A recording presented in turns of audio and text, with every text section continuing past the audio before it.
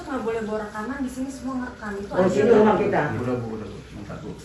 Nah, saya melaksanakan perintah ketua pengadilan. Barangkali kalau nanti keberatan bisa langsung diajukan perlawanan. Kami tidak perlawan. Iya, maksud saya kami mohon hari ini kami ditugaskan pimpinan untuk mempertemukan pihak dan sekaligus kami mohon juga bisa diserahkan secara baik-baik kepada beliau sesuai keputusan. Urgensi keamanannya kalau gitu apa Pak Dede? Saya SOP-nya kan tetap harus menghadirkan keamanan. SOP kalau nanti ada sesuatu yang tidak diinginkan kami bisa. Bapak-bapak ini ada surat tugasnya? Ada Pak. Minta dong surat tugasnya dulu. Kemudian selain Bapak ini yang bertugas ini yang lain ini siapa yang boleh kami tahu? Kalau nggak ada kami minta keluar sebelum kami yang keluarkan. Kalau yang nggak ada tugas saya minta keluar. Kalau Bapak polisi ada tugasnya saya minta berapa orang, dari pengadilan berapa orang saya minta.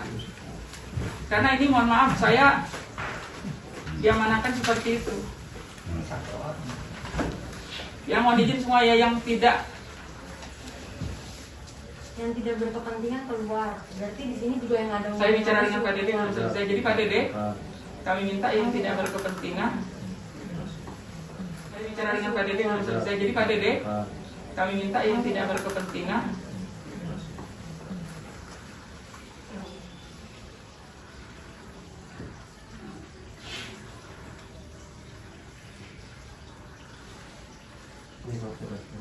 Waduh, harus dikirim ke saya lah Pak, filenya Pak. Boleh. Nomor telepon saya kan Bapak udah punya.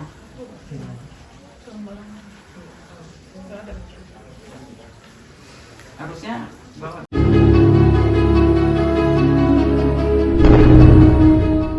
Batalkan putusan Pengadilan Cibinong nomor 1042 PDTG 2012 Cibinong tanggal 4 September 2019 Miladiyah bertepatan dengan tanggal 4 Muharram 1441 Hijriah dengan mengadili sendiri sebagai berikut. Dalam eksepsi menolak eksepsi tergugat, dalam konvensi mengabulkan gugatan gugat untuk sebagian, menetapkan penggugat sebagai pemegang hak asuh, hak pengasuhan garis milik dalam kurung Harona terhadap dua anak penggugat tergugat yang masing-masing bernama Syarif Muhammad Fajri lahir 25 Maret 2012 dan dua Aisyah Sabira lahir 20 Juni 2012. Dengan perintah agar penggugat tetap memberikan akses kepada tergugat untuk bertemu berkumpul dengan kedua anak tersebut dalam waktu tertentu yang disepakati penggugat dan tergugat. 3. Menghukum tergugat untuk menyerahkan 1. Anak Syarif Muhammad Fajri lahir 25 Maret 2013 dan 2. Aisyah Sabira lahir 20 Juni 2012 kepada penggugat. Hukum tergugat untuk memberikan kepada penggugat nafkah kedua anak masing-masing tersebut setiap bulannya Rp7.500.000 setiap bulan di luar biaya pendidikan dan kesehatan dengan kenaikan sebesar 10% setiap tahun sampai anak tersebut berusia dewasa dan dapat mengurus diri sendiri. Menolak gugatan penggugat untuk Sabira binti Atta Riksah dengan tetap memberikan ruang dan akses kepada tergugat Atta Riksah binti Gesa untuk mencurahkan kasih sayang terhadap anak tersebut. 4. Menghukum tergugat untuk menyerahkan anak Aisyah Sabira binti Atta Riksah kepada penggugat. Menghukum tergugat untuk memberikan nafkah biaya hidup anak tersebut setiap bulannya sebesar Rp3.750.000 di luar biaya pendidikan dan kesehatan dengan tambahan sebesar 10% setiap tahunnya dari nominal yang diberikan pada tahun sebelumnya sejak putusan ini sepenuhnya tetap sampai anak tersebut dewasa garis miring mandiri dan atau sekurang-kurangnya telah berusia 21 tahun. 6. Menolak gugatan tergugat selain dan selebihnya. Dalam rekonvensi mengabulkan gugatan penggugat rekonvensi sebagian, menetapkan penggugat rekonvensi Atta Riksah binti sebagai pemegang hak asuh anak Harona terhadap Syarif Muhammad Fajri bin Atta Riksah dengan tetap memberikan akses kepada tergugat rekonvensi Sania Marwah binti Muhammad bin Fathahudin untuk mencurahkan kasih sayangnya terhadap anak tersebut. Menolak gugatan penggugat selain dan selebihnya. Dalam konvensi dan rekomendasi hukum penggugat konvensi garis miring tergugat rekonvensi untuk membayar biaya perkara sebesar Rp1.386.000. Putusan Pengadilan Tinggi Agama Jawa Barat menyatakan permohonan banding pembandita Rp500.000 setiap bulan di luar biaya pendidikan dan kesehatan dengan kenaikan sebesar 10% setiap tahun sampai anak tersebut berusia dewasa dan dapat mengurus diri sendiri. Menolak gugatan penggugat untuk selebihnya. Dalam rekonvensi menolak gugatan penggugat rekonvensi untuk seluruhnya. Dalam konvensi dan rekonvensi bebankan kepada penggugat konvensi tergugat rekonvensi untuk membayar biaya perkara pada tingkat pertama Rp1.386.000. Bebankan kepada tergugat konvensi penggugat rekonvensi pembanding untuk membayar biaya perkara pada tingkat banding sebesar Rp150.000. Putusan Mahkamah Agung Republik Indonesia menolak permohonan kasasi dari pemohon kasasi Hatta Riksyah bin Prikesa tersebut. Bebankan kepada pemohon kasasi untuk membayar biaya perkara dalam kasasi ini sejumlah Rp500.000. Nomor 2, surat permohonan eksekusi dari pemohon tanggal 10 Desember 2020 yang didapat di Kepaniteraan Pengadilan Negeri Cibinong nomor 08 PDT eksekusi 20 tanggal 2 Desember 2020. Menimbang bahwa berdasarkan berita acara maning dalam kurun terkurang tanggal 17 Februari 2021 termasuk dalam ketentuan eksekusi oleh Ketua Pengadilan Agama Cibinong telah diberi teguran agar dalam jangka waktu 8 hari melaksanakan isi putusan Pengadilan Tinggi Agama Jawa Barat, yaitu menyerahkan 2 orang anak, 1 Syarif Muhammad Fajri 4 September 2019, Junto Putusan Pengadilan Tinggi Agama Bandung nomor 292 PDTG 2019 Kerajaan Bandung tanggal 13 Desember 2019, Junto Putusan Mahkamah Agung Republik Indonesia nomor 361/AG 2020 tanggal 30 Juni 2020 dalam perkara antara Sania Marwah binti Muhammad Tajudin dan seterusnya dahulu sebagai penggugat terbanding permohonan kasasi sekarang pemohon eksekusi. Lawan Hatta Riksyah bin Prikesa dan seterusnya dahulu sebagai tergugat pembanding pemohon kasasi sekarang termohon eksekusi yang telah mempunyai gugatan tetap yang amalnya sebagai berikut. Putusan Pengadilan Agama Cibinong dalam eksepsi menolak eksepsi tergugat. Dalam konvensi mengabulkan gugatan penggugat sebagian. 2. Menetapkan penggugat Sania Marwah binti Muhammad Rifat Tajudin dan tergugat Hatta Riksyah bin Prikesa selaku ibu kandung dan ayah kandung dari anak Syarif Muhammad Fajri bin Hatta Riksyah laki-laki lahir di Jakarta tanggal 25 Maret 2013 dan Aisyah Sabrina binti Hatta Riksyah perempuan lahir di Jakarta tanggal 20 Juni 2015. 3. Menetapkan penggugat Sania Marwah binti Muhammad Rifat Tajudin sebagai pemegang hak asuh anak Adonah terhadap anak Aisyah Sabrina kepada ibunya. Pada itu pembuka dari kita. Selanjutnya mohon kami dengan segala hormat agar pemohon dapat dipertemukan dengan kedua anak tersebut. Sudah Pak. Baik, terima kasih Pak. Pak Panitra Pak Dede. Pak Dede, terima kasih. Saya belum dapat itu, boleh dapat salinannya? Boleh. Sebelum kita mulai dapat salinannya. Terima kasih. Kami ucapkan selamat datang. Terima kasih Pak Dede. Tadi Bapak bilang dengan tim. Saya boleh tahu tim Bapak terdiri Pak Dede dengan Pak Amro. kemudian pemohon Pemohon Sania sendiri dia. sendiri. Kemudian pihak KPID ya. Iya. Kemudian pihak keamanan. Keamanan dari Polres. Iya. Bapak teringatnya tahu nggak undang-undang perlindungan anak? Tahu Pak. Bagaimana menghadapi anak itu? Bolehkah memakai pakaian dinas? Pelanggaran loh Pak. Ini ada KPID, kami tanyakan dulu Pak sebelum kita mulai karena saya lihat mohon maaf ini ibu ini pakaian dinas, di sana pakaian dinas. Ini dari P2 PDT. Apakah boleh orang undang perlindungan anak Pak KPID dan bukan ibu silakan ada kursinya tolong. Ya, Pak saya jalan mau parkirnya jauh. Tolong kalau ada kursi ke sini ya untuk ibu itu ya. Bu ibu di sini Bu, di sini Bu. Di samping ada kursi tuh. Atau di sini sebelah Pak jawab ini Pak. Jadi setahu saya Pak, perlindungan anak kalau menyangkut anak nggak boleh Pak pakaian begini. Anak tadi lagi main di sini tadi, lari ke dalam. Nanti kita lihat. Dan kawan-kawan kami minta dulu lah ke Pak KPID atau yang berkenaan dengan terhadap anak ini gimana nih? Ya. Silakan Pak. Terima kasih Pak Junedi Sriwasuna. Emang pertama saya lihat kan, harusnya kan kalau masalah anak itu lepas dari itu kan harus sebetulnya anak itu berada. Mohon dengan tapi ya karena kami di sini mewakili negara dalam hal untuk anak aja. Kita tidak mempengaruhi orang tuanya. Jadi untuk kepentingan kebaikan anak itu jadi merupakan saran selanjutnya nanti janganlah kalau soal karena anak itu bukan benda. Ya, kami tidak menjawab apapun tapi kami hanya memperhatikan soal kebutuhan anak. Sekian, terima kasih.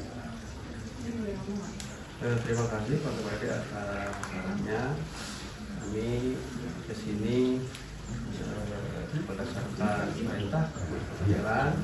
Kalau nanti Tolong direkam ya, tolong bahasa Bapak juga. kalau nanti Tapi jangan yang lain, kamu masuk dulu ya. Kami bertiga dulu ya.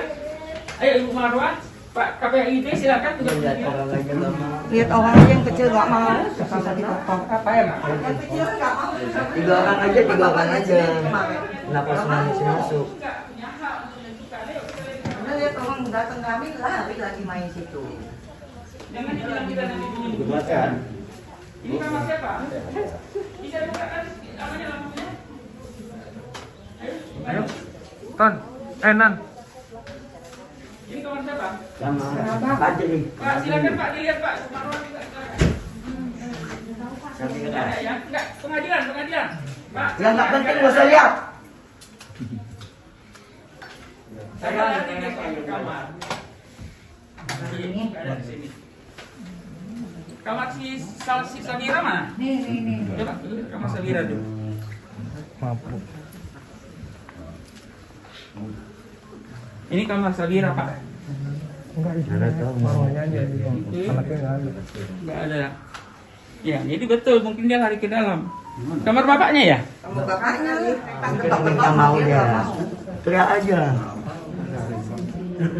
Jadi dia lari kemari betul yang saksi tadi ya? Siapa yang melihat dia lari ke dalam? Pastinya, nggak usah dibilang. Pastinya nggak ada. Pasti Pasti di situ dong. Ada suara. kan dia Kemarin waktu datang KPID dia datang, mau? udah ada kita. Tapi yang kecil nggak mau, yang kecil ngintip-ngintip aja. Yang di luar siapa yang kecil? Dua-dua tadi di luar ya? Dua-dua. Dua-dua tadi di luar. Kan lagi main-main di Teriak depan. aja. Masih kan katanya sayang ngomongnya. Panggil aja. Arif, Bira. Ini ada suara kencang, suara apaan sih Pak Junaidi? Saya tidak pernah ada. Oh ya, sana punya TV ya bisa segala macam. Rif, Bira. Tuh, ada dia. Itu suaranya. Assalamualaikum. Assalamualaikum. Ini di dalam ada Pak Tariknya nggak? Enggak. Tarik dari sidang. Syuting. Ini nggak ada Arif. Enggak ada. Jadi anak saya dua-duanya dikunci di dalam. Iya kan biasa dia main. Masa anak Selama di 4 dalam tahun ini. dikunci? Selama ini enggak tuh. Selama ini saya enggak tahu. Selama ini dia dikunci-kunci enggak? Kamu jangan tahu sendiri. Kalau di dalam Kuncinya bisa di dalam. buka. Sudah. Kalau Jepang Mereka dia mau kunci buka. dari dalam. Nggak di kunci biasa. Iya, mereka kan kunci dari dalam. Ah, itu dia kan, Nah, nggak sekarang tahu. kunci dari luarnya mana? Udah lama hilang. Jadi kalau Arif pulang, hilang. telepon. Lah terus, Pulang, Maskinya hilang. telepon. lah terus sekarang gimana? Ya panggil, kalau dia buka dia bisa buka kan. Ya sekarang bukain aja dong, Ma, jangan dipersulit. Tuh anaknya, makanya kamu ibunya panggil katanya. Udah dipanggil. Sekarang maksud saya kenapa dipersulit? Udah tahu dalam Enggak ada yang mempersulit, jangan. Iya.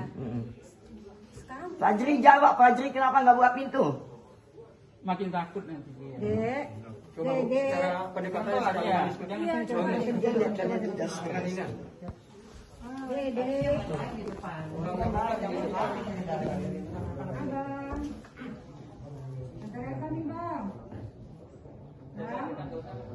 Biar marah. Rif, dia Umi, Rif. Rif. Rif, sayang. Iya, nggak apa-apa, ketemu bentar doang. Sebentar aja, Nak.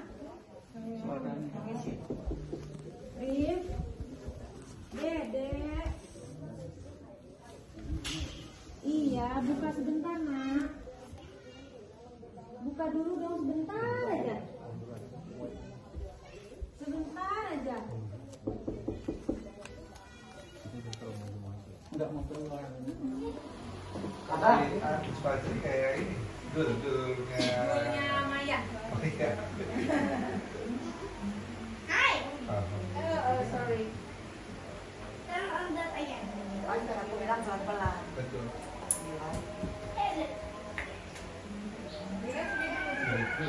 Mau ke dalam aja, dulu sama main di dalam sendiri. Biar ini, biar dekat. Iya, sama ngobrol, dekat, Salah. Masa bawaan. Saya coba ngomong komunikasi dari luar, mungkin juga udah ada beberapa foto ya yang beredar dari media. Saya lagi depan jendela begitu tuh memang saya mencoba komunikasi sama Sabira, sama Syarif, dan alhamdulillah dengan saya komunikasi cuma lewat jendela yang ada horden, yang maksudnya mukanya aja tuh nggak jelas kelihatan tuh, mereka akhirnya melulu gitu. Jadi mereka lagi senang banget mamerin hasil mewarnai mereka di tablet lah, ya kan, di tabletnya mereka. Terus aku bilang, Umi mau dong mewarnai bareng. Tiba-tiba saya dapat ide begitu. Tapi aku mesti buka pintu dong. Iya. Tapi Umi janji ya nggak bawa aku. Iya janji. Bener ya Umi. Demi apa Umi nggak bakal bawa aku? Sampai saya disuruh sumpah gitu loh. Iya nak, ya saya juga iya. Enggak kok, Umi cuma mau ketemu, Umi kangen mau peluk. Bener ya Umi gitu. Udah akhirnya saya keluar.